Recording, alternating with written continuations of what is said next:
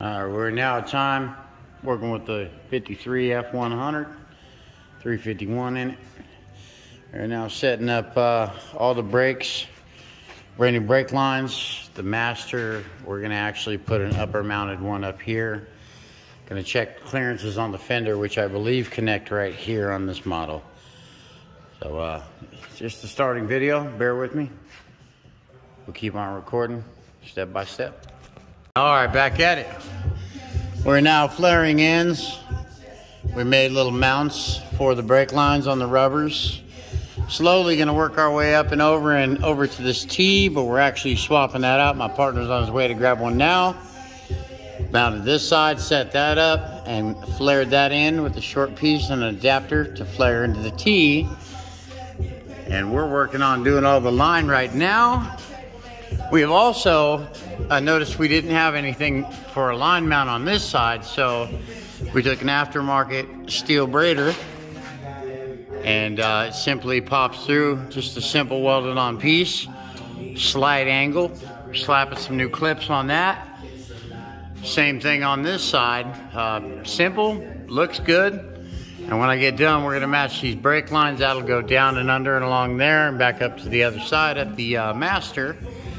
Master cylinder would be arriving in a couple days, and we'll continue forward with that. So let me get a few more pieces popped on here, and we'll show you how we got the rest of this ran. There's our new fuel stuff. And I think I'm gonna be running parallel to that with the new brake line. Possibly the other side though, just for the space, the clamping. I like to make it look good. So keep track, pay attention, and we keep going. All right, we're back on it. We got all our brake lines set up, T added in. We mounted our little mounts for the lines. Bear with me while my camera catches up. I actually had to weld a stud to the rear end beside the air vent.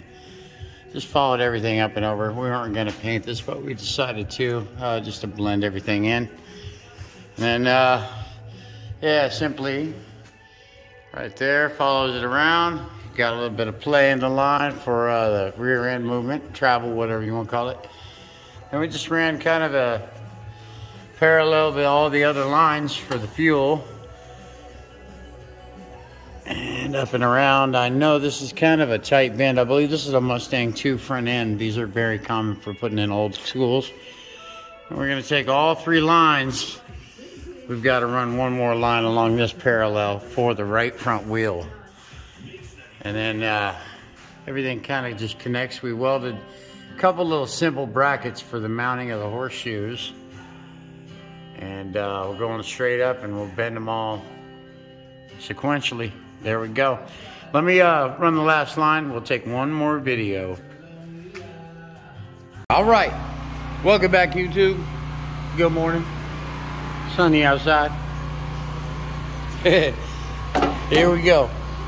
We got our brake booster, and we're putting a new master cylinder.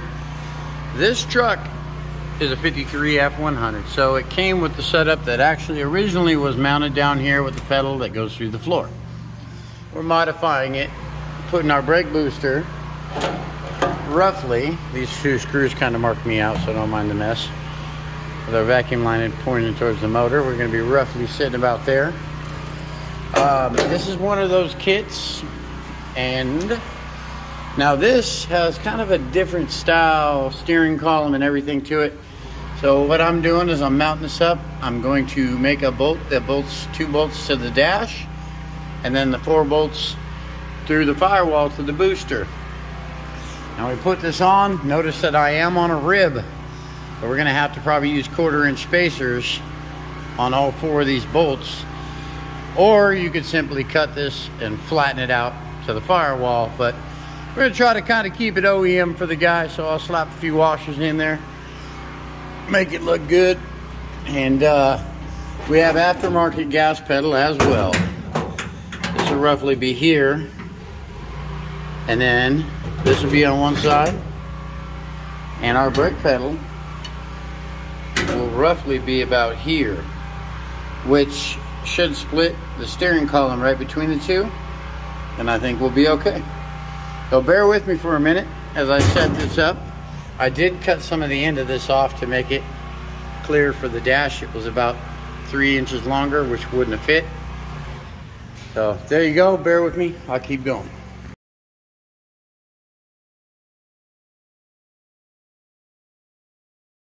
All right, now back on the part.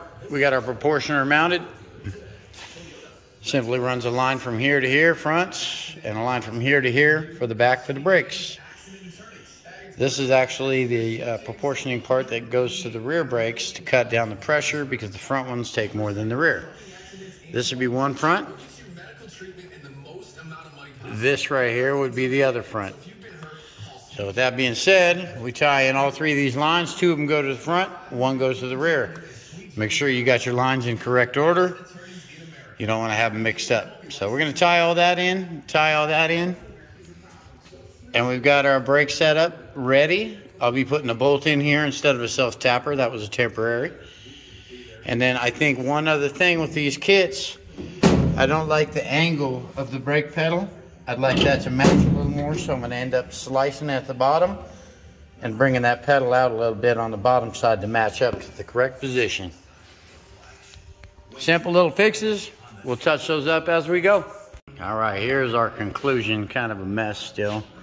We're going to do a final bend on everything.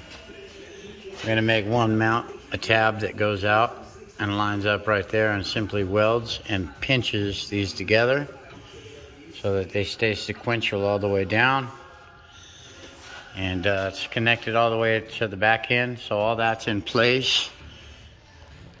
There's our setup for there. We might end up giving this a 45 cut to kind of keep it unexposed per se. And I think the last thing we're going to need to do is play with that pedal, the position of it to go like that more instead of so flat. All right, thanks for watching. I'll video again in a minute.